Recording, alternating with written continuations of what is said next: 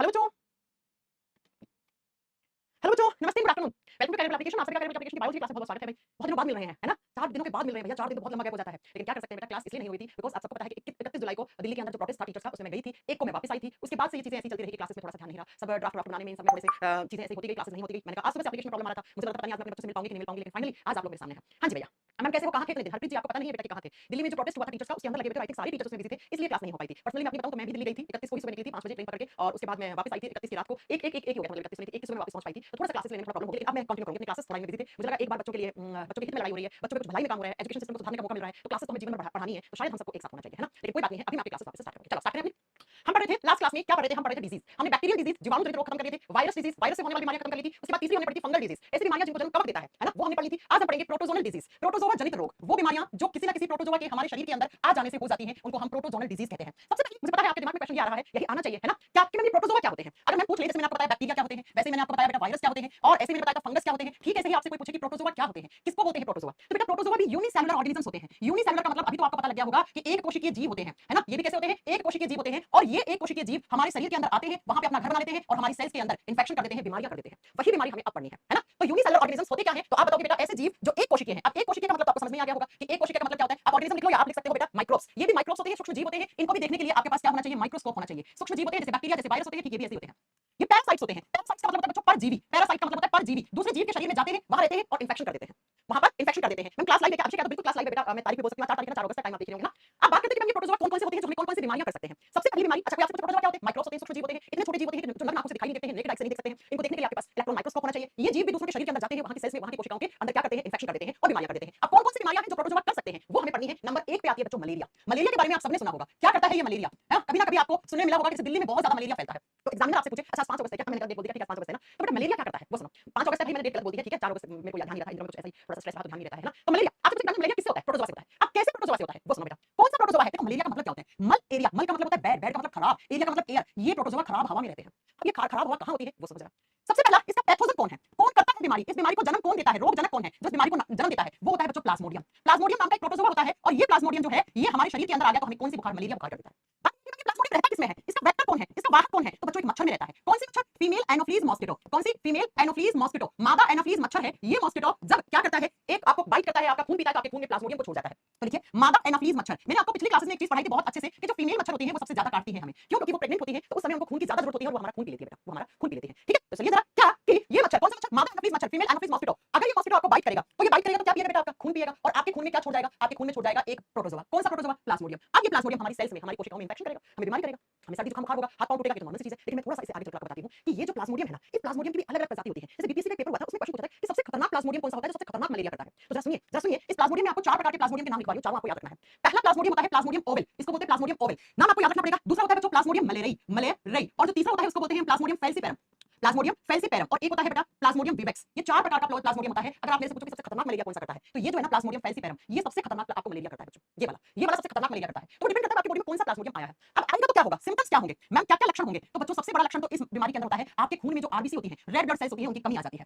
देखो एक बात हमेशा याद रखना, हमारे खून में सबसे ज्यादा सेल्स कौन सी होती है? आरबीसी। खून का मतलब ही होता है आरबीसी, लाल रक्त कोशिकाएं खून का मतलब है। तो आप मुझे ये बताओ कि अगर इसने आरबीसी की कमी करी, इसका खून मतलब आरबीसी की कमी यानी खून की कमी, तो ये मलेरिया जिसको होता है उसके शरीर के अंदर आरबीसी की कमी आती है, तो डॉक्टर बोलता है आपको अनीमिया हो गया है। अनीमिया का मतलब होता है खून की कमी हो गई है बच्चों। याद करो मैंने आपको पढ़ाया था, डेंगू होता है तो प्लेटलेट्स में कमी आती है, मलेरिया होता है तो आरबीसी की संख्या में कमी आती है। दोनों चीजें याद रखनी है, ठीक है? और फिर यही प्लाज्मोडियम आपके खून से होता हुआ आपके लिवर यानी आपके यकृत तक पहुंच जाता है, और लिवर डैमेज करना शुरू कर देता है। तो जिस इंसान का मलेरिया बिगड़ता है उसका लिवर डैमेज यानी उसका लिवर खराब होना शुरू हो जाता है। बाकी बेटा सर्दी जुकाम बुखार है ना, बुखार आएगी तो नॉर्मल सिम्पटम्स है। कैसे फैलता है? एक फोटो दिखाना चाहूंगी आपको, उस फोटो से आप देखिए कि ये मलेरिया होता कैसे है। तो ये रहा मच्छर, इस मच्छर ने आपको काट लिया तो क्या होगा? बुखार आएगी, सर में दर्द होगा, ये सारा लिखा हुआ है, ये सारे सिम्पटम्स लिखे हुए बेटा, ठीक है? क्या-क्या होगा? आपको थकान महसूस होगी, सांस लेने में तकलीफ होगी, उल्टी आएगी, कफ हो जाएगा, और आपके पेट में दर्द होगा, जॉइंट में दर्द होगा। ये सब तो सिम्पटम्स से चीजें बातें हैं बेटा। और आगे चलकर जब मलेरिया बिगड़ जाता है किसी इंसान का, तो उसका लिवर खराब हो जाता है, उसका यकृत खराब हो जाता है। ये पॉइंट आपको याद रखना है। और लिवर जब खराब होता है तो लिवर से एक जूस निकलता है, जिस जूस को हम बाइल जूस कहते हैं, और वो बाइल जूस जो होता है उसके अंदर 2 कलर के पिगमेंट होते हैं, एक पीले रंग वाला, एक हरे रंग वाला। पीलापन बढ़ा देता है आपका लिवर, तो आपकी आंखें पीली पड़ने लग जाती हैं, आपके नाखून पीले पड़ने लगते हैं, आपकी स्किन जो है वो पीली पड़ने लग जाती है, और बोलते हैं कि इसको पीलिया हो गया है ना? तो बेटा ये मलेरिया बिगड़ने की बात है। हर साल 24 अप्रैल को मलेरिया डे मनाया जाता है, और इस दिन को लोगों को जागरूक किया जाता है मलेरिया दिवस के दिन कि भाई आप इन मच्छर से बच के कैसे रहें, है ना? घर में आप मच्छरदानी लगाएं, आपके घर में एसी से पानी निकल रहा है, मटके का पानी है, उन सबकी सफाई करते रहें, आसपास अपने मच्छर से बचाव करें। सबसे बड़ा तो यही है बचने का उपचार। हम क्वेश्चन कैसे आते हैं एग्जाम में,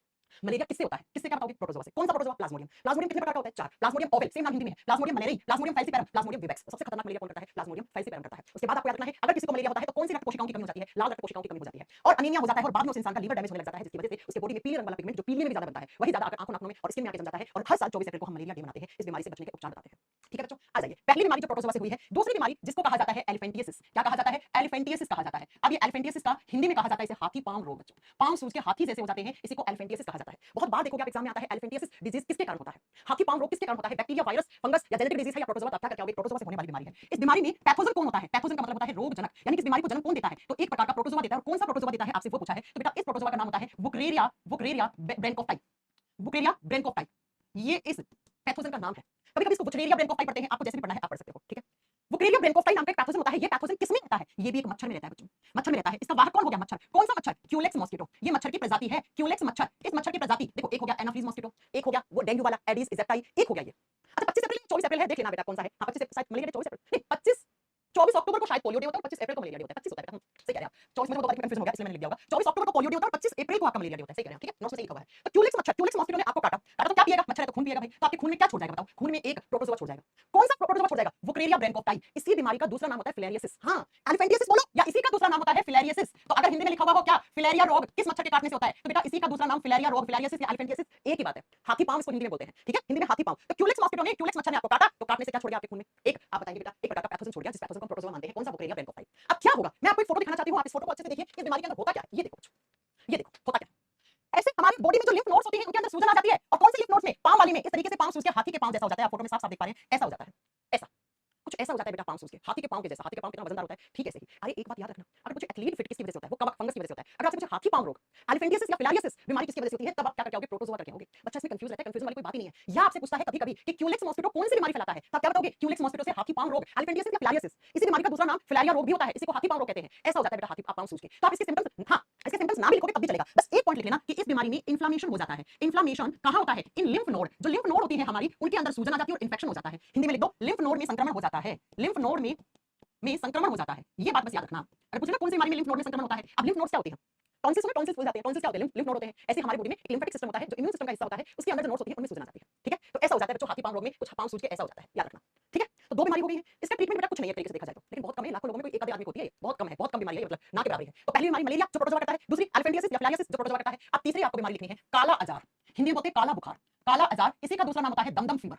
दमदम फीवर जो मैं नाम लिखवाई ना, ये सीधे नाम एग्जाम में आते हैं बेटा। हिंदी में काला बुखार बोलते हैं या हिंदी में काला अजार के नाम से भी लिखा होता है, और हिंदी में नाम इसको भी दमदम बुखार बोलते हैं बेटा। दमदम बुखार या दमदम अजार किसकी वजह से होती है? देखो ये मेरे एग्जाम में ऐसा आता है, एग्जाम में ऐसा होता है बेटा कि इनके ये पूछेगा आपसे कौन सी बीमारी बैक्टीरिया से होती है, कौन सी बीमारी प्रोटोजोआ से होती है, ऐसे एग्जाम में ज्यादा आते हैं। काला अजार या दमदम फीवर का पैथोजन कौन है? लेशमानिया डोनोवानी। इसका रोगजनक कौन है? इस बीमारी को जन्म कौन देता है? एक प्रोटोजोआ देता है। कौन सा प्रोटोजोआ? तो लिखिए लेशमानिया, लेशमानिया डोनोवानी, डोनोवानी इस नाम का एक पैथोजन होता है बेटा। हिंदी में सेम नाम है, मैं लिख देती हूं लेशमानिया डोनोवानी। ये पैथोजन कहां रहता है? एयर ड्रॉपलेट्स में। किसी का जूठा खाना वाना खा लेते हो, किसी ने छींक दिया, खांस दिया, तो एयर ड्रॉपलेट इंफेक्शन माना जाता है। मच्छर से भी हो सकता है, कुछ किताबों में लिख देते हैं कि क्यूलेक्स मॉस्किटो जो होता है उसी से ये फैलता है, वो भी कहीं ना कहीं एक हद तक सही है, ठीक है। चल मैं मेरी बुआ का है बट वो सही नहीं होता है बेटा, इसका कोई इलाज नहीं है। रिंकू पप्पा कह रहे मेरी बुआ को बीमारी है, मैंने कहा लाखों लोगों में एक आधे को होता है, तो हो सकता है आपकी बुआ को कोई बीमारी, इसका कोई इलाज नहीं है बेटा। आपको पता होगा, रिंकू आप डॉक्टर से गए, डॉक्टर कहते हैं कोई इलाज नहीं है, है ना। क्या होता है इस काला अजार में? काला अजार में होता क्या है? सिम्पटम्स क्या है बेटा? ये बुखार ना खत्म नहीं होती, बस ये बुखार खत्म नहीं होती। खत्म का मतलब ये बुखार महीनों महीनों रहती है इंसान को। हाँ इसलिए इसका नाम काला अजार बेटा। मैंने बिहार पुलिस में क्वेश्चन आया था कि सीड एंड फ्रूट्स के बाहर हार्डनेस का क्या कारण है। अभी बेटा आप लोगों ने पढ़ा होगा टिश्यू वाला चैप्टर, मैंने बहुत अच्छे से पढ़ाया है कि तीन तरीके के टिश्यू होते हैं, पैरेन्काइमा, कोलेनकाइमा, स्क्लेरोकाइमा। स्क्लेरोकाइमा हमेशा हार्डनेस देने का काम करता है, तो जिसका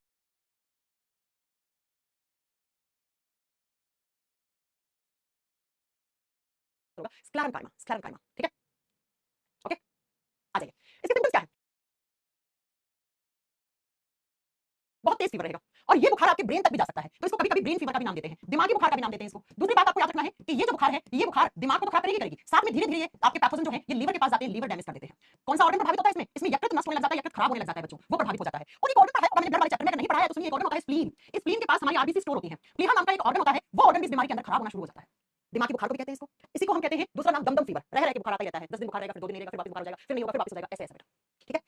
एग्जाम में क्या क्वेश्चन आएगा? एग्जाम में क्वेश्चन आएगा काला अजार या दमदम बुखार है वो किसकी वजह से होता है? वो प्रोटोजोआ से होता है। कौन-कौन से अंग प्रभावित होते हैं? तो मुख्य तौर पे आपका यकृत ऑर्गन प्रभावित होता है और आपका स्प्लीन जिसको प्लीहा कहते हैं, आगे पढ़ाएंगे ब्लड वाले चैप्टर में कि स्प्लीन का काम क्या होता है, वो दोनों प्रभावित होते हैं। तो तीन बीमारी क्लास में याद कर लो, क्लास में याद कर लो। पहला मलेरिया। अच्छा अगर मैं आपसे पूछूं डेंगू किससे होता है तो क्या करके आओगे? जल्दी बताओ। डेंगू बैक्टीरिया से होता है, वायरस से? वायरस से होता है। टीबी किससे होता है? बैक्टीरिया से। और अगर आपसे पूछे मलेरिया किससे होता है? प्रोटोजोआ से। तीनों बातें याद रखना। अभी चौथे नंबर पे आती है अफ्रीकन स्लीपिंग सिकनेस। ये चारों बीमारियों के नाम याद करने में बड़ा टफ लगते हैं, बच्चों को याद करना। नेक्स्ट लिखो African, African sleeping sickness, African sleeping sickness बीमारी। हिंदी में कहते हैं निंद्राकारी रोग, हिंदी में कहते हैं निंद्राकारी रोग। इंसान हमेशा नींद में रहता है, निंद्राकारी रोग, अफ्रीकन स्लीपिंग सिकनेस। ये किसकी वजह से होता है? ये भी बेटा एक प्रोटोजोआ की वजह से होता है। ये भी किसकी वजह से होता है? प्रोटोजोआ की वजह से होता है। इसका पैथोजन कौन है? पैथोजन का मतलब होता है रोगजनक। इस बीमारी को जन्म एक पैथोजन देता है, वो पैथोजन आपके शरीर के अंदर आता है और आके आपके शरीर के अंदर ही रह जाता है, अभी बीमारी करता रहता है। कौन सा? तो लिखोगे ट्रेपेनोसोमा, लिखिएगा ट्रेपेनोसोमेना ब्रूसी, ट्रेपेनोसोमा ब्रूसी नाम का एक पैथोजन आता है। और ये पैथोजन किसके थ्रू आता है? ये एक मक्खी के थ्रू आता है बेटा। इसका वाहक कौन है? एक मक्खी है और इस मक्खी का नाम होता है सी सी फ्लाई, टी से लिखा जाता है लेकिन आप जब प्रोनाउंस करते हो तो टी साइलेंट हो जाता है। इसको सी मक्खी कहते हैं बेटा। और जब ये मक्खी आपके खाने में या ये मक्खी काटती भी है, ये मक्खी आपके खाने को टच कर रही है, आपके पानी को टच कर रही है, आपके कोई फ्रूट था उस फ्रूट के ऊपर बैठ गई, आपने उसी फ्रूट को खा लिया, तो आपके बॉडी में क्या करेगा, ये मक्खी एक पैथोजन को छोड़ जाएगी। कौन सा? ट्रैपेनोसोमिना ब्रूसी नाम का एक पैथोजन छोड़ देगी। अब ये पैथोजन जो है ना, ये वाला प्रोटोजोआ, ये आपके ब्रेन तक जाता है बच्चों, ये दिमाग तक जाता है और आपके ब्रेन इन्फेक्शन कर देता है, दिमाग संक्रमित कर देता है। और इस बीमारी का जो मेन लक्षण होता है वो ये रहता है कि इंसान के दिमाग में कंफ्यूजन रहती है, उसकी विल पावर में कमी आ जाती है, हमेशा कंफ्यूज दिखता है, अच्छे से कोई डिसीजन नहीं ले पाता है, बहुत ज्यादा नींद में लगता है, हमेशा ऐसा लगता है कि वो नींद में ही है बेटा हमेशा। ठीक है, तो इसीलिए इसका हिंदी में निंद्राकारी रोग कहा जाता है बेटा। इसको हिंदी में निंद्राकारी रोग भी इसी को कहते हैं। तो ये होगी चौथी। अब पांचवी और छठी बीमारियां हैं, वो भी किससे होती हैं? 5 नंबर पे लिखो डायरिया। मैं कितनी बार आपको बताऊं कि डायरिया का मतलब होता है उल्टी दस्त होना। हाँ, वेक्टर पूछा था इसका, बिल्कुल पूछा था, मैंने आपको पहले बता दिया बेटा। डायरिया का मतलब होता है उल्टी दस्त लगना, है ना। और बेटा जब डायरिया होता है तो एक खतरनाक डायरिया, जो सबसे खतरनाक डायरिया माना जाता है, वो मैं भी लिखवा रही हूं, वो एक प्रोटोजोआ की वजह से होता है। कौन सा प्रोटोजोआ? एक होता है डायरिया बेटा, एक होता है पायरिया। एक होता है डायरिया और एक होता है पायरिया। अब डायरिया क्या होता है और पायरिया क्या होता है? सबसे पहले आपको याद रखना है कि डायरिया और पायरिया दोनों ही प्रोटोजोनल डिजीज होती है, दोनों ही आपके प्रोटोजोआ से होने वाली बीमारियां हैं। अब डायरिया में क्या होता है? डायरिया का पैथोजन, पैथोजन का मतलब होता है रोगजनक। कौन सा बाहर से प्रोटोजोआ आता है जो आपको डायरिया कर देगा? वो होता है बेटा Entamoeba histolytica. Entamoeba histolytica, histolytica, इस नाम का एक पैथोजन आएगा। मैम ये पैथोजन कहां से आता है? इसका वेक्टर क्या है? खाना और पानी। ये पहुंचता है आपके शरीर के अंदर किसकी सहायता से? Contaminated food and contaminated water, प्रदूषित भोजन और प्रदूषित खाने की सहायता से। अगर आपने ऐसा खाना खा लिया जिसके अंदर ये पैथोजन था, आपने अगर ऐसा पानी पी लिया, हिंदी में लिखना प्रदूषित भोजन और प्रदूषित खाना, तो आपके शरीर के अंदर ये आ जाएगा। ये क्या है? पैरासाइट, परजीवी, दूसरे जीवों के शरीर में रहने वाला। और ये क्या कर देता है? ये आपके डाइजेस्टिव सिस्टम पे इफेक्ट डालता है, आपके मुंह से जाएगा, मुंह से पेट में जाएगा, पेट में गड़बड़ कर देगा, आंतों में इन्फेक्शन कर देगा और आपको लूज मोशन होने लग जाएंगे, खाना खाते उल्टी आ जाएगी, खाना खाते दस्त लग जाएंगे और आपके शरीर का सारा पानी उल्टी और दस्त में बाहर निकल जाता है, आपको डिहाइड्रेशन हो जाता है। ये बहुत ही ज्यादा खतरनाक डायरिया माना जाता है। ठीक है, तो बस इतनी बात याद रखनी है कि डायरिया जो सबसे खतरनाक वाला डायरिया होता है वो एक पैरासाइट करता है। अब आप कहोगे मैम हम क्यों खाएंगे ऐसा खाना पानी? बेटा ये पैथोजन होते हैं, ये बहुत छोटे माइक्रोब्स होते हैं, आपको पता ही नहीं लगता कि आपका पानी ऐसा पी के जिस पानी में ये पैथोजन थे, है ना। चलो अगला अगला आता है पायरिया। पायरिया भी किसकी वजह से होता है? इसका भी पैथोजन एक आप बताओगे बेटा कौन होता है? प्रोटोजोआ होता है। एंटामोइबा जिंजिवाइटिस, इसका पैथोजन कौन है? तो लिखना एंटामोइबा जिंजिवाइटिस, इस नाम का एक पैथोजन प्रोटोजोआ आता है। कहां से आता है? इसका भी वेक्टर खाना पानी है। अब खाने पानी में आप जो भी खा रहे हो पी रहे हो, वैसे मैं बताऊं सबसे ज्यादा डायरिया और पायरिया करने वाले पैथोजन होते हैं ना, ये पैक्ड फूड में रहते हैं, पैकिंग करने वाले फूड में खाते हो ना, पैक्ड फूड, उनके अंदर सबसे ज्यादा होता है। ठीक है, तो इसका वाहक कौन है? तो बेटा वही फूड से आ जाएगा, भोजन से आ जाएगा, पानी से आ जाएगा, फ्रूट से आ जाएगा। कोई आपने फल खा लिया ऐसा जिसके ऊपर ये था, आपको नहीं दिखा, क्या हो जाता है पायरिया में? आपको एक फोटो दिखाती हूं, दिखने में थोड़ी अजीब लगेगी लेकिन सच है। देखो पायरिया में क्या होता है, आपके दांतों के ये मसूड़े होते हैं ना, ये मसूड़े कमजोर हो जाते हैं, ऐसे मसूड़े कमजोर हो जाते हैं और दांतों में पीलापन जम जाता है। देखो दांत सफेद से पीले हो जाते हैं ऐसे, और दांतों की जड़ें धीरे धीरे कमजोर हो जाती हैं। इंसान का मुंह जब हंसेगा ना तो उसकी स्माइल करेगा तो दांत पूरे पीले दिखते हैं। आप सामने वाले को भाई बीड़ी तंबाकू खाते हो क्या? वो कहेगा नहीं यार हमारे यहाँ ऐसा पानी आता है, पानी से दांत हमारे पीले हो जाते हैं। जी हाँ, बिल्कुल सही बोलते हैं कुछ लोग। आज भी हमारे देश में, ये हमारे देश का दुर्भाग्य है कि हमारे देश के बहुत सारे ऐसे गांव हैं, ऐसे छोटे छोटे ढानी कस्बा है जिनमें आज भी ऐसा पानी आता है जिस पानी को आप हार्ड वाटर कहते हो, जिसको आप कठोर जल कहते हो, जिसके अंदर मिनरल्स बिल्कुल भी नहीं होते हैं, जिसके अंदर इंप्योरिटीज होती हैं और जिसके अंदर बहुत सारे पैथोजन्स होते हैं। और यही पैथोजन्स आप जब ऐसा पानी पीते हो तो आपके दांतों के मसूड़ों को कमजोर करेगा, मसूड़ों में इंफेक्शन करता है, मसूड़ों से खून आता है, इंसान ब्रश करता है, कुल्ला करता है, तब इंसान पानी पीता है, कोई खाना खाता है तो खाने के अंदर खून आने लग जाता है और बेटा ऐसे दांत पीले पड़ जाते हैं। इसी को बोलते हैं पायरिया लगना। पायरिया लगना बोलते हैं ना, सामने वाले मुझे पायरिया हो गया है, हमारे गांव का पानी ऐसा है, इस पानी के अंदर पता नहीं क्या है, जो सब पूरे गांव के लोगों के दांत पीले हैं, वो कुछ हद तक सही कहते हैं। बात मैं उनकी बात नहीं कर रही हूं, बीड़ी तंबाकू पीने से भी दांत पीले होते हैं, मैं उनकी बात नहीं कर रही हूं। मैं बात कर रही हूं जो लोग ऐसा पानी पीते हैं जिस पानी के अंदर आज भी ऐसे पैथोजन्स आते हैं जो आपके दांतों के अंदर पीलापन ले आते हैं, मैं उनकी बात कर रही हूं बेटा। ठीक है, मैं प्लेग क्या होता है बेटा? प्लेग पढ़ा चुकी हूं।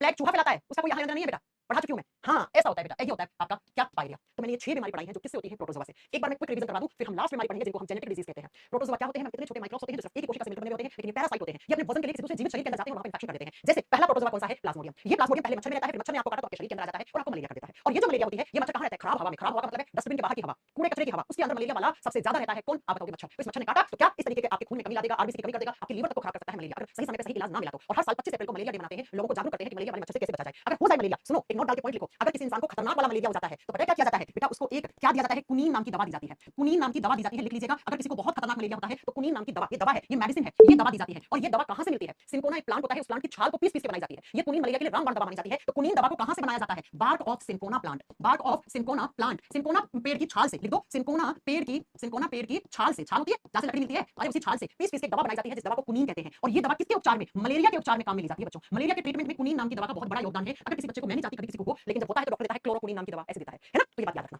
किस पौधे से बनाई जाती है? सिंकोना पेड़ की छाल से बनाई जाती है। तो मलेरिया में क्या होता है? तो पहली बीमारी मलेरिया प्लाज्मोडियम नाम की किससे होती है? प्रोटोजोआ से। दूसरी पांव सूज के हाथी जैसा हो जाता है, इसे एल्फेंटियसिस या फिलारियासिस रोग कहा जाता है। ये क्यूलेक्स मॉस्किटो फैलाता है, ऐसा हो जाता है पांव। तीसरा जो होता है वो होता है काला अजार या दमदम फीवर, बहुत दिनों तक बुखार रहता है, दिमाग तक बुखार पहुंच जाती है और साथ में लीवर और स्प्लीन नामक ऑर्गन से प्रभावित हो जाते हैं। अगला 4 नंबर पे अफ्रीकन स्लीपिंग सिकनेस, निंद्राकारी रोग, ये भी किसकी वजह से होता है? ये भी एक इसका पैथोजन प्रोटोजोआ होता है। पांचवा और छठा डायरिया और पायरिया। तो याद करो मैंने 6 बीमारी फंगस से लिखवाई थी और 6 बीमारियां प्रोटोजोआ से लिखवा दी। तो यहां तक की क्लास में मैंने पढ़ा दिया बैक्टीरिया कौन कौन सी बीमारी करता है, वायरस कौन कौन सी बीमारी करता है, कोई प्रोटोजोआ कौन कौन सी बीमारी करता है, कवक फंगस कौन कौन सी बीमारी करते हैं। ये सारी कम्युनिकेबल डिजीज होती है। अब हमारी लास्ट जो बीमारी बची है वो बची है जेनेटिक डिजीज, 8 9 है, वो पढ़नी है। तो फटाक से हेडिंग डालो जेनेटिक डिजीज। देखिए कभी क्वेश्चन 4 क्वेश्चन डालेगा एग्जामिनर और पूछेगा इनमें से कौन सी एक जेनेटिक डिजीज है, इनमें से कौन सी एक आनुवंशिक बीमारी है। अब सबसे पहले आपको पता होना चाहिए कि आनुवंशिक बीमारी कैसे होती है, क्यों होती है, कब होती है और कौन कौन सी होती है, ये पता होना चाहिए।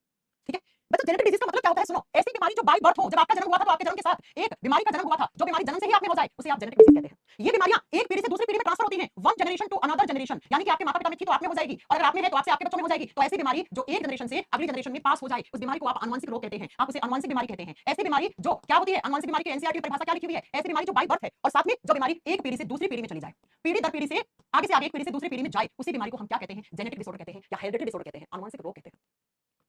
ठीक है, चलो अब बात आती है, मुझे पता लगा जेनेटिक डिजीज क्या होते हैं, क्यों होते हैं, कोई आपसे क्यों होते हैं। एक लाइन बताऊंगी, बहुत ध्यान से समझना। जब भी कोई लड़की प्रेग्नेंट होती है, कोई लड़की मां बनने वाली है, उसके गर्भ में बच्चा है, उस बच्चे के जीन में प्रॉब्लम होगी। अब ये जीन क्या होता है बताएंगे आपको, या उस बच्चे के क्रोमोसोम में प्रॉब्लम होगी। किस प्रॉब्लम बताओ, क्रोमोसोम, क्रोमोसोम का मतलब होता है गुणसूत्र, या उस बच्चे के डीएनए में प्रॉब्लम होगी। अगर इन तीनों में कहीं ना कहीं कुछ गड़बड़ी होती है तो उस बच्चे का तो जन्म होगा ही होगा, लेकिन साथ में एक बीमारी का भी जन्म होगा। उसी बीमारी को आप क्या कहते हो, जेनेटिक डिजीज कहते हो, उसी को आनुवंशिक रोग कहते हैं। अरे हाँ कि ना, अगर एग्जामिनर पूछे कि आनुवंशिक रोग, आनुवंशिक विकार किसमें गड़बड़ होने से होता है, ऑप्शन में हो जीन तो ये कराना, ऑप्शन में हो क्रोमोसोम गुणसूत्र तो ये कराना, ऑप्शन में हो डीएनए तो ये करना, और तीनों ही हो तो भैया ऑल वाला ऑप्शन से कराना। इन तीनों में गड़बड़ हो, कैसी गड़बड़ अभी सबको समझ में आएगा। तो हमेशा और हमेशा बच्चे के जन्म के साथ बीमारी का भी जन्म होता है, और उसी बीमारी को आप जेनेटिक डिजीज कहते हैं। और ये बीमारी आगे से आगे ट्रांसफर भी होती है, पीढ़ियों से दूसरी पीढ़ियों में चलती है। अब जरा सुनो, इन बीमारियों को पढ़ने से पहले मैं थोड़ा सा आपको कुछ बातें बताती हूं जो ध्यान से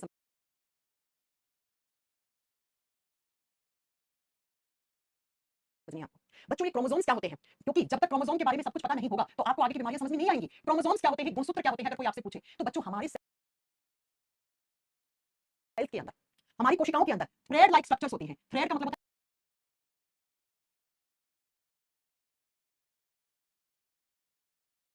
धागा, धागे नुमा कुछ संरचनाएं होती हैं। एसटीआर का मतलब स्ट्रक्चर। हमारी कोशिकाओं में धागे नुमा संरचनाएं पाई जाती हैं, और इन संरचनाओं को हम क्या कहते हैं, धागे नुमा संरचनाओं को गुणसूत्र कहते हैं, क्रोमोसोम्स कहते हैं। कैसे होते हैं ये क्रोमोसोम्स, ऐसे धागे नुमा संरचना वाले ऐसे क्रोमोसोम्स होते हैं, और इन्हीं क्रोमोसोम्स के ऊपर इस तरीके से छोटी छोटी बीड जैसी स्ट्रक्चर होती है, ऐसी, इनको ही हम जीन कहते हैं। इनको ही हम क्या कहते हैं, जीन। तो क्या मैं ये लिख सकती हूँ, मैं बहुत अच्छे से पढ़ाऊंगी सेल वाले चैप्टर में।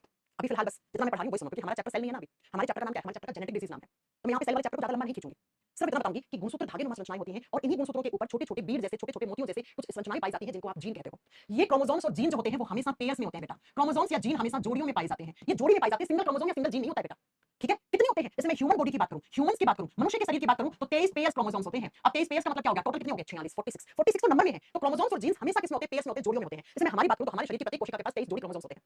नंबर में कितने होंगे, 46। अब बच्चों ये जो क्रोमोसोम्स होते हैं ये दो टाइप के होते हैं। पहले क्रोमोसोम्स होते हैं जिनको बोलते हैं ऑटोसोम्स। ऑटोसोम्स को हिंदी में ऑटोसोम्स ही कहते हैं। मैंने ये ऑटोसोम्स क्या होते हैं बच्चों, ऐसे क्रोमोसोम्स, ऐसे गुणसूत्र जो लड़का और लड़की के एक जैसे हो, जो एक जैसे होते हैं और एक जैसा काम करते हैं, उन क्रोमोसोम्स को हम क्या कहते हैं, आप कहोगे बेटा उनको ऑटोसोम्स कहते हैं। जो सेम इन मेल फीमेल, अरे भैया जो लड़का और लड़की के कॉमन क्रोमोसोम्स हैं, जो एक जैसे क्रोमोसोम्स हैं, उनको ऑटोसोम्स कहते हैं। और पता है लड़का और लड़की के कितने पेयर क्रोमोसोम्स एक जैसे होते हैं, 22 पेयर, यानी कि 44 क्रोमोसोम्स, 44 गुणसूत्र एक जैसे होते हैं। जबकि जबकि दूसरे टाइप के जो क्रोमोसोम्स होते हैं उनको बोलते हैं एलोसोम्स। एलोसोम्स को हिंदी में भी एलोसोम्स ही लिखा जाता है। ऐसे क्रोमोसोम्स जो लड़का और लड़की में डिफरेंट होते हैं, अलग अलग होते हैं, लड़कियों के अलग होंगे, लड़के के अलग होंगे, उनको हम क्या कहते हैं, उनको हम एलोसोम्स कहते हैं। डिफरेंट का मतलब होता है अलग अलग, भिन्न भिन्न। अरे वो क्रोमोसोम्स लड़के के अलग है और लड़की के अलग है, उनको आप क्या बोलते हो, एलोसोम्स। 22 पेयर क्रोमोसोम्स जब एक जैसे हैं तो सिर्फ एक पेयर एलोसोम होता है, एक जोड़ी अलग अलग होता है। अगर मेल बॉडी की बात करती हूं, लड़कों में नर शरीर में बात करती हूं, तो एलोसोम को कहते हैं X Y, X comma Y, ये एक जोड़ी क्रोमोसोम लड़कों के हैं एलोसोम। अगर मैं फीमेल की, महिलाओं की बात करती हूं, तो महिलाओं में एलोसोम कौन कौन से होते हैं, एक्स कॉमा एक्स। तो प्यारे बच्चों सुनो, अगर मैं किसी लड़के के क्रोमोसोम्स लिखूं तो मैं कैसे लिखूं, सुनो, मेल के क्रोमोसोम, एम का मतलब मेल, पुरुष, लड़कों में 44 क्रोमोसोम तो एक जैसे हैं, तो 44 प्लस एक्स कॉमा वाई, तो लड़कों की सेल्स में क्रोमोसोम्स ऐसे होते हैं बेटा। और लड़कियों की बॉडी में 44 प्लस एक्स एक्स ऐसे होते हैं प्यारे बच्चों, किसी महिला के क्रोमोसोम। आप सोच रहे होंगे मैं यहाँ पे क्यों पढ़ा रही हूं क्रोमोसोम्स। अरे भाई साहब, क्योंकि आगे की जो जेनेटिक डिजीज है वो क्रोमोसोम्स के बिना समझ में नहीं आएंगे। अब मेरे प्यारे प्यारे बच्चों सुनो, मैं आपको बताऊं कि मैंने यहाँ क्यों पढ़ाया है। अब सुनिए जरा, अगर मैंने आपसे बोला कि ये वाली आनुवंशिक बीमारी है, ये ऑटोसोम क्रोमोसोम में प्रॉब्लम होने से हुई, तो आप इतना समझ पाओगे कि ऑटोसोम का मतलब होता है ऐसे क्रोमोसोम जो लड़का लड़की दोनों में बराबर हो। इसका मतलब मैम वो बीमारी लड़का लड़की दोनों में हो सकती है। जी हाँ, जी हाँ। और अगर मैं आपसे कहूं कि ये बीमारी एलोसोम में गड़बड़ होने से हुई है, तो आप मेरे से पूछोगे किसकी एलोसोम, लड़का या लड़की के, क्योंकि एलोसोम तो डिफरेंट होते हैं लड़का और लड़की के। हाँ, इसीलिए मैंने यहाँ पे थोड़ी सी क्रोमोसोम्स की हिस्ट्री पढ़ाई है। बाकी जब मैं आपको सेल कोशिका वाला चैप्टर पढ़ाऊंगी तो ये सब कुछ समझ में आएगा बहुत अच्छे से। फिलहाल इतना सुन लो कि 23 जोड़ी क्रोमोसोम्स होते हैं हमारे शरीर के अंदर, और इन्हीं क्रोमोसोम्स के ऊपर मोतियों जैसे छोटे छोटे जीन लगे होते हैं। क्रोमोसोम्स और जीन हमेशा पेयर्स में होते हैं, जोड़ियों में होते हैं। ह्यूमन बॉडी की बात करते हैं, मनुष्य के शरीर की बात करते हैं, तो 23 पेयर क्रोमोसोम्स होते हैं। 22 पेयर यानी कुल 44 क्रोमोसोम्स लड़का लड़की के सेम होते हैं, उनको ऑटोसोम्स कहते हैं। तो अगर ऑटोसोम में गड़बड़ हुई तो लड़का लड़की दोनों में बीमारी हो सकती है वो। और एक पेयर क्रोमोसोम्स लड़का लड़की के डिफरेंट होते हैं, लड़कों में 44 प्लस XY होते हैं और लड़कों में 44 प्लस XX होते हैं। तो आइए फिर एक एक करके जेनेटिक डिजीज पढ़ना शुरू करते हैं। आसान कर दिया मैंने आपके लिए समझना। अनुवांशिक रोग एक एक करके पढ़ना शुरू करते हैं। सबसे पहला अनुवांशिक रोग जो बहुत सारे लड़कों को प्रताड़ित रहते हैं इस बीमारी से, इसको बोलते हैं कलर ब्लाइंडनेस। कितने बच्चों को है हमारी क्लास में कलर ब्लाइंडनेस, फटाफट से बताओ मुझे। वर्णांधता बोलते हैं बेटा, हिंदी में बोलते हैं वर्णांधता। कलर ब्लाइंडनेस नाम से ही समझ में आ रहा है, कलर का मतलब होता है रंग, ब्लाइंड का मतलब अंधा हो जाना, कुछ कलर दिखते ही नहीं है। कुछ कलर दिखते नहीं है, क्यों नहीं दिखते हैं, सारी बातें करते हैं। कलर ब्लाइंडनेस, सबसे पहला पॉइंट तो भैया कलर ब्लाइंडनेस क्या होता है, एक जेनेटिक डिजीज होता है। अब मुझे ये बताओ, क्या मुझे ये बताना पड़ेगा कि इसमें किसमें गड़बड़ होगी, मैं सिंपल सी बात है, इसमें क्रोमोसोम्स या जीन में या डीएनए में गड़बड़ होगी। तो जिस भी इंसान के शरीर के अंदर क्रोमोसोम में गड़बड़ हुई उसको आनुवंशिक विकार पैदा हो जाते हैं। तो लिख दीजिए यह एक आनुवंशिक रोग है, आनुवंशिक बीमारी है। अब इस आनुवंशिक बीमारी में होता क्या है वो ध्यान से समझना बेटा। ये एक जेनेटिक डिसऑर्डर है, एक आनुवंशिक बीमारी है। सबसे पहले मैं इसको लक्षण बताती हूं होता क्या है। ब्लू ग्रीन रेड, ब्लू यानी नीला रंग, ग्रीन यानी हरा रंग, और रेड यानी लाल रंग में डिफरेंस क्रिएट नहीं कर पाते ये पेशेंट। किसी को लाल हरा दिखता है, हरा लाल दिखता है, और ऐसे लोगों को ना रेलवे डिपार्टमेंट रखता है ना आर्मी, ना डिफेंस, ये सारे डिपार्टमेंट में जब भी आपका मेडिकल होता है या डीवी होता है तो उसमें पूछता है आपको कलर ब्लाइंडनेस तो नहीं है। इसीलिए रेलवे में जब आप किसी भी कैटेगरी में जाते हो, चाहे एएलपी बनना चाह रहे हो, टेक्नीशियन में जा रहे हो, बेटा आपसे वो पहले पूछता है कि कलर ब्लाइंडनेस तो नहीं है आपको, आपके आईज का विजन क्या है, देखते हो ना आप क्यों होती है ये, इसमें होता क्या है समझा दिया मैंने। लाल रंग दिखेगा, हरा हरा दिखेगा लाल, तो आप सोचिए मान लीजिए आप एएलपी बन गए धांधलेबाजी करके, क्योंकि आजकल सरकारी नौकरी में बहुत धांधलेबाजी चल रही है, आपने 20 लाख रुपए देकर कलर ब्लाइंडनेस था आपको, आप एएलपी बन गए, लोको पायलट बन गया, असिस्टेंट लोको पायलट बन गए, ट्रेन चला रहे हो भैया, ट्रेन के अंदर हो, आप ट्रेन रोकने के लिए लाल झंडी दिखाई, लेकिन आपको वो लाल हरा रंग दिख गया तो तुमने तो ट्रेन उड़ा दी, हजारों लाखों लोग मर जाएंगे इससे तो, है ना।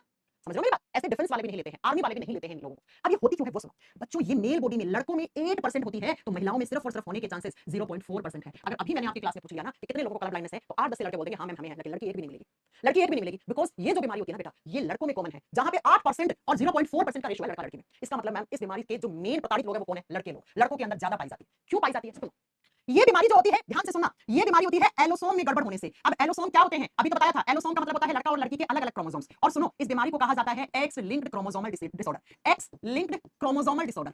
एनसीईआरटी की परिभाषा बता रही हूं मैं बेटा, एनसीईआरटी में साफ साफ लिखा हुआ है, colour blindness is a x linked chromosomal disease या जेनेटिक डिजीज। हिंदी में क्या लिखोगे, एक्स गुणसूत्र लिखो, एक्स गुणसूत्र सह लगनता रोग, सह लगनता रोग। ये बच्चा पॉइंट समझने की जरूरत है आपको, इसका मतलब क्या होता है एक्स लिंक्ड क्रोमोसोमल डिजीज। बच्चों मैंने अभी थोड़ी देर पहले पढ़ाया था कि लड़कों के क्रोमोसोम्स कैसे होते हैं 44 प्लस XY, ये किसके हैं, एक मेल क्रोमोसोम है, और महिलाओं के कैसे होते हैं 44 प्लस XX, ये किसी फीमेल के क्रोमोसोम है। तो सुनो ध्यान से कि ये बीमारी कहां से आती है, ये बीमारी इस X में प्रॉब्लम होने से आती है। अब मैम लड़कियों में क्यों नहीं हो सकती, या ना के बराबर क्यों है लड़कियों में, लड़कों में ज्यादा क्यों होती है, तो ध्यान से देखो आंसर यहां छुपा है, क्योंकि ये बीमारी एक्स क्रोमोसोम में प्रॉब्लम होने से हुई। एक्स क्रोमोसोम के ऊपर जो जीन्स होते हैं उनमें गड़बड़ होने से कलर ब्लाइंडनेस हुआ। तो ध्यान से देखो बेचारे लड़कों के पास तो एक ही एक्स क्रोमोसोम है, और किसी पर ऐसे जीन आ गए, उन जीन में म्यूटेशन हो गया जो जीन कलर ब्लाइंडनेस वाले हैं। लड़कियों में तो 2 एक्स है भाई साहब, इसीलिए इस बीमारी का कैरियर हो सकती है लड़की। हाँ लेकिन लड़की के अंदर वो लक्षण नहीं आएंगे, लक्षण नहीं आएंगे। मैंने इस बीमारी का वेक्टर को अनुराग बेटा, ये जेनेटिक डिजीज होती है, जेनेटिक डिजीज का वेक्टर नहीं होता, एक पीढ़ी से दूसरी पीढ़ी में आती है। अरे क्या मेरी बात समझ में आई, हाँ क्या मेरी बात समझ में आई कि इसको हम क्यों कहते हैं एक्स लिंक्ड क्रोमोसोमल डिजीज, और क्यों इसमें लड़कों को ही ज्यादा होती है, लड़कियों में क्यों नहीं होती। बेटा लड़कों के पास एक ही एक्स क्रोमोसोम है, और इसी पर ऐसे जीन आ गए जिन जीन में म्यूटेशन हो गया और कलर ब्लाइंडनेस हो गया। महिलाओं के पास तो 2 एक्स है ना, कोई ना अगर इस पे आ गया तो ये दूसरा एक्स भी तो है ना, इसलिए महिलाओं का एक एक्स दूसरे एक्स को डोमिनेट कर देता है। ठीक है, अब होता क्या है किसी लड़के में आ गई तो बेटा होगा क्या, उस लड़के की आंखों के अंदर, याद करो मैंने बताया था, आंखों के अंदर 2 प्रकार की कोशिकाएं होती हैं, कौन कौन सी, कौन सेल्स, रोड सेल्स। तो लड़कों की कौन सेल्स में प्रॉब्लम होती है बेटा, और कौन सेल्स का काम क्या होता है, कलर में डिफरेंस करवाना। कलर रंगीन दुनिया जो दिख रही है ना, ये लाल पीला नीला पिंक, ये सारे कलर आप किसकी वजह से देख रहे हो, कौन सेल्स की वजह से। तो अब एक लाइन में सुनो बीमारी क्या होती है। कलर ब्लाइंडनेस एक जेनेटिक डिसऑर्डर होता है, आपके अंदर आया था, आपके माता पिता से आया है, आपका इसमें कोई गलती नहीं है, और आया है तो आपने क्या होगा, आपको लाल हरा दिखेगा, हरा लाल दिखेगा। ठीक है, बहुत प्रॉब्लम होती है इंडिया में। खैर बोलते हैं कि ऐसे लोगों को लाइसेंस नहीं मिलता है, लेकिन इंडिया में तो 1000-2000 देके लाइसेंस घर पे आ जाता है बेटा, है ना। तो सुनो अब ये होता क्यों है, क्योंकि इस बीमारी के अंदर जो एक्स क्रोमोसोम होता है उसके जीन होते हैं, उनके अंदर म्यूटेशन हो जाता है, उनके अंदर परिवर्तन हो जाता है, वो जीन और जो क्रोमोसोम है वो ढंग से अपना प्रेजेंस नहीं दिखा पाता है, और जिसकी वजह से उन लड़कों की आंखों के अंदर जो कौन सेल्स होती हैं जो अलग अलग कलर दिखाने के लिए, अलग अलग रंग दिखाने के लिए रिस्पांसिबल होती हैं, उन कौन सेल्स में गड़बड़ हो जाती है। तो ऐसे लड़कों को इन तीनों कलर में डिफरेंस क्लियर नहीं हो पाता है, इसी को वर्णांगता कहते हैं, इसी को कलर ब्लाइंडनेस कहते हैं। मैम हमें कैसे पता लगेगा हमें कलर ब्लाइंडनेस है कि नहीं है, तो बेटा डॉक्टर एक टेस्ट करता है कलर ब्लाइंडनेस के लिए, जिसको इशिहारा टेस्ट कहा जाता है। इशिहारा टेस्ट एक गोल गोल सा ऐसे डॉक्टर के पास पोस्टर सा होता है, और उस पोस्टर के ऊपर कौन कौन सा कलर आप बताओगे बेटा, ये 3 कलर रखता है, डॉट डॉट बने हुए होते हैं, नेट पे भी आप सर्च कर सकते हो, जैसे मैं आपको सर्च करके दिखाऊं इशिहारा टेस्ट में क्या होता है। अगर आपको इसमें ब्लू रेड तीनों अलग अलग दिख रहे हैं कलर, तो आपको कलर ब्लाइंडनेस नहीं है। देखो अभी करवाती हूं मैं आपको इशिहारा टेस्ट, इसको बोलते हैं इशिहारा टेस्ट। ये देखो, ये देखा है आपने कभी, ऐसा डॉक्टर कहता है कि इसमें देखो आपको ये तीनों कलर दिख रहे हैं क्या, देखो ग्रीन रेड है ना, बीच में थोड़ा ब्लू भी डाल रखा है, तो अगर आप इसमें से तीनों कलर अच्छे से देख पा रहे हो, देखो ये कभी कभी पीला कलर भी लगा देता है डॉक्टर अंदर, कुछ लोगों को तो पीला भी नहीं दिखता ढंग से। हाँ ठीक है, ऐसा ऐसा ये चेक करता है डॉक्टर और बता देता है, डॉक्टर बताता है कि भाई आप कलर ब्लाइंडनेस वाले पेशेंट हैं या नहीं है। अब आ जाओ एग्जाम में कैसे क्वेश्चन आएगा, एग्जाम में पूछेगा कलर ब्लाइंडनेस कैसा बीमारी है, अनुवांशिक रोग। कौन कौन से कलर के बीच में डिफरेंस नहीं पता लगता है, नीला हरा, मेन हरा और लाल होता है, कुछ बुक्स वाले नीला पीला भी लिख देते हैं, वो तो मतलब बहुत गंभीर कंडीशन हो गई। नेक्स्ट ज्यादातर किसको होता है, लड़कों में बीमारी पाई जाती है, लड़कियों में ना के बराबर पाई जाती है। ठीक है, लड़कियां इसकी कैरियर हो सकती है बिकॉज़ एक्स क्रोमोसोम तो लड़कियों में भी होता है। आपसे पूछेगा ये जो जीन है कलर ब्लाइंडनेस वाले, ये कौन से क्रोमोसोम के साथ लग्न हो रखे हैं, जुड़ रखे हैं एक्स क्रोमोसोम के साथ, और कौन सा एक्स, ये पहला एक्स, तो बेचारे लड़कों में तो एक ही एक्स है, तो उनमें तो आ जाती है बीमारी, लड़कियों में 2 एक्स है तो नहीं आएगी बीमारी। ठीक है, और इसमें आंखों में कौन सी कोशिकाओं में प्रॉब्लम होती है, कौन सेल्स में प्रॉब्लम होती है। इस बीमारी का पता करने के लिए कौन सा टेस्ट करते हैं, इशिहारा टेस्ट, जैसा मैंने अभी करके दिखाया था, ये आपको बताना होता है। ठीक है बच्चों, ठीक है, तो ये पहली कलर ब्लाइंडनेस नाम की हमने आज पढ़ ली है, क्या अनुवांशिक रोग। अब हीमोफीलिया ये सब हम कल की क्लास में पढ़ेंगे, कल अपना ये चैप्टर खत्म खत्म, परसों से अपना एक नया चैप्टर की शुरुआत हम करेंगे। ठीक है बच्चों, ओके। क्लासेस डिस्टर्ब हुई हैं क्योंकि दिल्ली गई हुई थी मैं प्रोटेस्ट के चलते हुए, आपको बताया था मैंने कि मैं दिल्ली जाऊंगी, 2-3 दिन क्लासेस नहीं ले पाऊंगी, तो बेटा क्या हो गया, आपके हक की लड़ाई लड़ने गए थे बेटा, आपके ही एजुकेशन सिस्टम, आपके ही नोटिफिकेशन जारी होने से लेकर ज्वाइनिंग के बीच का जो पेनफुल प्रोसेस है उसको कम करने के लिए हम दिल्ली गए थे, इसलिए क्लासेस नहीं हो पाई थी बेटा। तो आपके ही हक की लड़ाई लड़ने के लिए गए थे। आपको पता है कितने सारे टीचर्स के ऊपर लाठीचार्ज हुआ, मैं कैसे बची हूं आपको पता है, बची क्यों, मेरे पांव पे नाखून टूटा है, मैं पांव कैसे ऊपर करके दिखाऊं, मैं नाखून जनरली बढ़ा के रखती हूं, आपको तो तकलीफ है, पांव के मेरे नाखून बड़े हुए हैं, तो एक कांस्टेबल थी बहुत हैवी सी, उसने मुझे एक बार धक्का दिया, मैंने कहा मैडम रुक जाओ कोई बात नहीं है, उसने दूसरी बार फिर धक्का दिया और मेरे पांव के ऊपर इतना तेज लाठी से ऐसा मारा और पांव के ऊपर चढ़ गई पूरा, कि मेरा नाखून पूरा सूज के नीला पड़ रखा है बेटा अंदर से, नाखून के बीच वाले हिस्से में ब्लड सर्कुलेशन नहीं है मेरा, बहुत प्रॉब्लम हुई मुझे, मैं क्या बता दूं आप लोगों के लिए, ये क्या बता दूं मैं आप लोगों को, है ना। कोई बात नहीं भाई, बहुत लाठी खाई, बहुत धक्के खाए, बाल फाड़े गए भैया कांस्टेबल से, कितने ज्यादा टॉर्चर किए गए हैं, इसलिए मैं वहां पे गई थी बेटा। तो वो बेटा क्या करें, तुम मेरे क्लास नहीं ले रहे हो, तुम्हारी लड़ाई लड़ने के लिए जाओ, डंडे भी खाओ, नाखून तोड़वाओ, नाखून तोड़वा के आगे मैं दिखाया था मैंने वीडियो में, आपने YouTube पे वीडियो देखे होंगे, तो कांस्टेबल ने जानबूझ के पांव के ऊपर पांव रखा इतना तेज से, मैंने उसको वापस धक्का दिया है ना, मैंने क्या, मेरे को गुस्सा आ गया, मैंने उसको वापस धक्का दिया, तो हुआ क्या, बच क्यों गई, नहीं तो मेरे को बहुत लाठी पड़ती, जिस तरीके से मैंने भी उसका आंसर करता मेरे को लाठी पड़ती, बस मेरे साथ एक मैम की सोना में इंग्लिश पढ़ाती हूँ, तो बच्चा 10 मिनट का मेरे साथ, मैंने कहा मेरा बच्चा है, तो उसने कहा बच्चे को लेकर भागो, तो उसने वहां से हटा दिया, नहीं तो बस में छोटे बच्चों को ना बस में बैठते, इसलिए मैं बच गई थी बेटा, है ना, नहीं तो मैं भी उसी बस में धक्के खा रही होती। तो आप लोगों की लड़ाई लड़ने के लिए गए थे बेटा, कुछ अच्छा हो जाए, उम्मीद भी है कि 100% तो कोई चीज अच्छी नहीं हो सकती, लेकिन 2-4 चीजें अगर आपके फेवर में आ जाएंगी या एजुकेशन सिस्टम ठीक हो जाएगा तो बेटा कितनी अच्छी बात है ना। तो बहुत लड़ाई लड़ी, बहुत कुछ हुआ बेटा, एफआईआर में नाम आ रखा है, आपको कैमरे पे क्या बता दिया, आप सोचोगे आप, मैं मानती हूं हम लोग आपकी हिम्मत होते हैं बेटा, तो मैं कैमरे पे आके दुख रोना शुरू कर दूं, मैंने नाखून तोड़ दिया है, मेरे को ये कर दिया, मेरे नाम पे एफआईआर कर दिया, कोई ना वकील है लड़ने के लिए लड़ रहे हैं, वकीलों को फीस भरनी है, तो क्या होगा, तो कैमरे पे हर चीज आपको बोले तो आपका विश्वास नहीं टूट जाएगा, कि हमारे टीचर का ऐसा किया जा रहा है तो हमारे साथ क्या ही होगा, है ना। तो कोई बात नहीं बेटा, है ना, तो चलेगा ये एफआईआर होती रहती है, 45 नहीं 47 टीचर्स के खिलाफ एफआईआर है ना। तो ये संजीव सर कैमरे पे नहीं बोल सकते, मुझे आदत नहीं है कैमरे पे आके रोने की, ये सब दिखाने की। एक टीचर संजीव सर नाम के इंग्लिश पढ़ाते हैं शायद, तो उनको तो इतना बेरहमी तरीके से मार दिया, उनका हाथ तोड़ दिया यहाँ पूरा, गर्दन पे ऐसे चोट, एक टीचर की पैंट फाड़ दिया, बताओ, पैंट फाड़ दिया नट में डाल के ऐसे। तो बहुत कुछ हुआ है बेटा, बहुत कुछ हुआ है, मतलब नहीं बता सकते कैमरे पे। एज़ अ टीचर मुझे नहीं अच्छा लगता है कि मैं अपने बच्चों को डिमोटिवेट करूँ ये सब दिखा के, है ना? तो सिस्टम से लड़ाई है, बहुत लंबी लड़ाई है, आपको क्या लगता है? कल 6 तारीख है, वापस अगर प्रोटेस्ट की मंजूरी मिलती है आज़ाद को, मैं वापस दिल्ली भागूँगी कल, फिर जाऊँगी मैं, है ना? तो आप लोगों को मतलब हम लोग आप लोगों के लिए मोटिवेशन है बेटा, तो मैं आप लोगों को कभी भी ऐसे डगमगाने नहीं दे सकती आप लोगों के विश्वास को कि मैम को इतना सा लग गया, इतनी चोट बहुत लगती है, बहुत बार लगती है बेटा, तो एक बार आप लोगों के लिए खाली चोट डंडे खाली तो क्या हो गया? ठीक है? तो ये भी हो सकता है बेटा कि अगर आज रात को जैसे परमिशन मिली नहीं है, परमिशन को उन्होंने यस बोला है, लेकिन उस परमिशन कुछ क्लियर नहीं है, तो अगर परमिशन देते हैं धरने की, तो बेटा कल मैं वापस जाऊँगी सुबह 4 बजे ट्रेन पकड़ के, बिल्कुल जाऊँगी मैं, क्यों नहीं जाऊँगी? अगर आज मैं आप लोगों के लिए हक की लड़ाई नहीं जा सकती, नहीं गई हूँ मैं, तो बेटा मैं किस मुँह से आके आप लोगों को पढ़ाऊँगी? किस मुँह से आप लोग मुझसे पूछोगे कि मैम एएलपी का पेपर 15 लाख में बिक गया, मैम एएलपी सीबीटी के क्वेश्चन में 45 क्वेश्चन ऐसे भी दूसरे शिफ्ट में आ गए, मैम जो इग्नोर क्वेश्चन है उनके मार्क्स नहीं मिले हैं, मैम आंसर की जो है वो हमारे स्कोर कार्ड से मैच नहीं कर रही है, मैम एग्जाम की डेट कब आएगी, एग्जाम कब होगा, फिर एग्जामिनेशन सिस्टम कब होगा, फिर आप मेरे से पूछोगे, मेरे पास जवाब नहीं होंगे, इसलिए मुझे जाना पड़ेगा। क्लासेस में जिंदगी भर पढ़ाऊँगी भाई, सिलेबस की क्या टेंशन है बेटा? सिलेबस तो करवा देंगे, एक्स्ट्रा क्लास लगा लेंगे, लेकिन सबसे पहले जो एजुकेशन सिस्टम सुधारने के जो रिफॉर्म स्टार्ट किया है यहाँ पर टीचर्स ने मिलके, तो उसमें ज़्यादा हिस्सा लेने की जरूरत है बेटा, ठीक है? थैंक यू सो मच, मिलेंगे कल की क्लास में।